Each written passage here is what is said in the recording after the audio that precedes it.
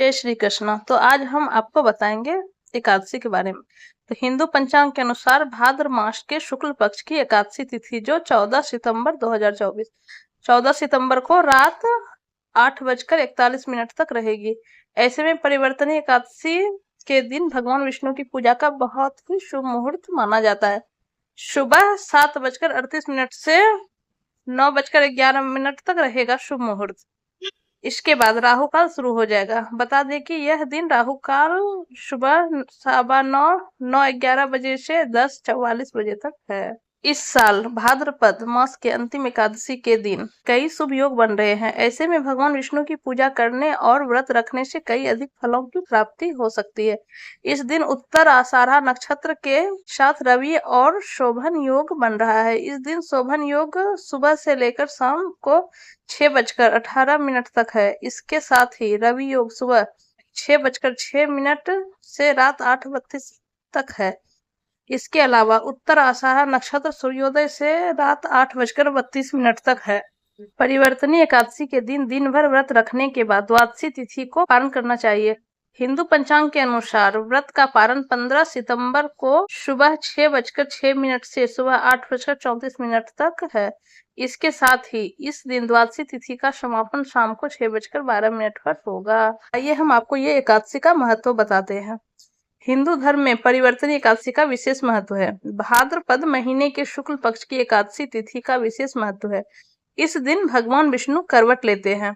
धार्मिक मान्यताओं के अनुसार जिस दिन यशोदा माता ने कृष्ण का जल या घाट पूजन किया था, इसी के कारण इसे डोल 11 भी कहा जाता है। मान्यता है कि इस दिन व्रत रखने और भगवान विष्णु की विधिवत पूजा करने से वाजपेयी यज्ञ के समान फल की प्राप्ति होती है।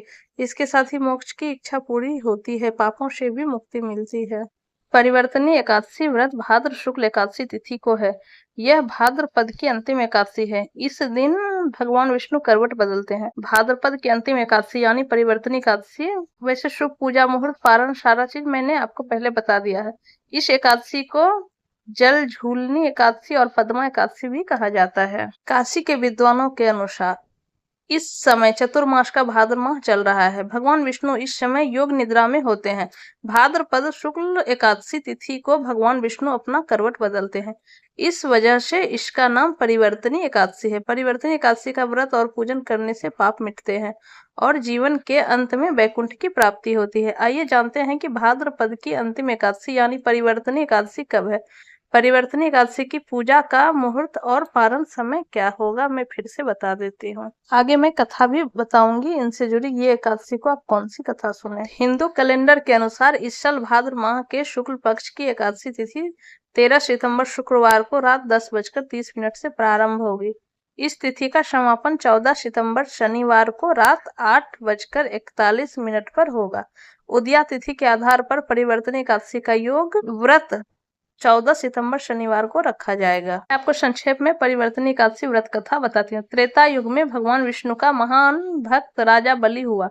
राक्षस कुल में जन्म लेने के बाद भी वो भगवान विष्णु का बड़ा भक्त था। उसकी नियमित भक्ति और प्रार्थना से भगवान विष्णु प्रसन्न हो उठे।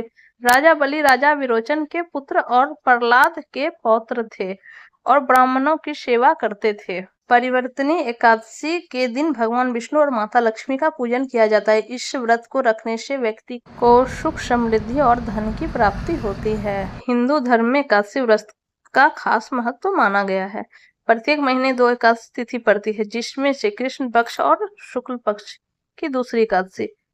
भाद्रपद महीने के शुक्ल पक्ष की एकादशी को परिवर्तनीय एकादशी के नाम से जाना जाता है। पंचांग के अनुसार इस साल परिवर्तनीय एकादशी का व्रत 14 सितंबर को रखा जाएगा।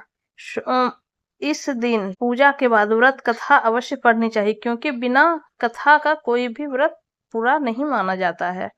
तो मैं आपको आगे कथा बताती हूँ। त्रेता युग में भगवान विष्णु का महान भक्त राजा बलि हुआ। राक्षस कुल में जन्म लेने के बाद भी वो भगवान विष्णु का बड़ा भक्त था। उसकी नियमित भक्ति और प्रार्थनाओं से भगवान विष्णु प्रसन्न हो उठे। राजा बलि राजा विरोचन के पुत्र और प्रहलाद के पौत्र थे। ब्राह्मणों की सेवा करते थे। इस प्रकार अपने तप, पूजा और विनम्र स्वभाव के कारण राजा बलि ने अनेकों शक्तियां अर्जित कर ली थी। और इंद्र के देवलोक के साथ त्रिलोक पर अधिकार कर लिया। इससे देवता लोक विहीन हो गए। इंद्र को उसका राज्य वापस दिलाने के लिए भगवान विष्णु को वामन अवतार लेकर आना पड़ा। वे वामन अर्थात बौने ब्राह्मण का रूप धारण कर राजा बलि के पास गए और उनसे अपने रहने के लिए 3 कदम के बराबर भूमि देने का आग्रह करने लगे। वामन रूप में भगवान ने एक हाथ में लकड़ी और छाता रखा हुआ था। गुरु शुक्राचार्य को के मना करने के बावजूद राजा बलि ने वामन को 3 पग भूमि देने का वचन दे डाला। वचन सुनकर वामन अवतार अपना आकार बढ़ाते गए और उन्होंने इतना आकार बढ़ा लिया कि पहले कदम में पूरी पृथ्वी को नाप लिया, दूसरे कदम में देवलोक को नाप लिया। उनके तीसरे कदम के लिए कोई भूमि नहीं बची। तब वचन पक्के राजा बलि ने कदम रखने के लिए उन्हें अपना सिर प्रस्तुत किया। वामन रूप रखे भगवान विष्णु राजा बलि की भक्ति और वचनबद्धता से अत्यंत प्रसन्न हो गए और राजा बलि को पाताल लोक का राज्य दे दिया। इसके साथ ही भगवान विष्णु ने राजा बलि को वरदान दिया कि चतुर्मास अर्थात 4 माह में उनका एक रूप क्षीर सागर में शयन करेगा और दूसरा रूप राजा बलि के पाताल में उस राज्य की रक्षा के लिए रहेगा। जय श्री कृष्ण। आपको जानकारी कैसी लगी प्लीज कमेंट में जय श्री कृष्ण लिख सकते हैं।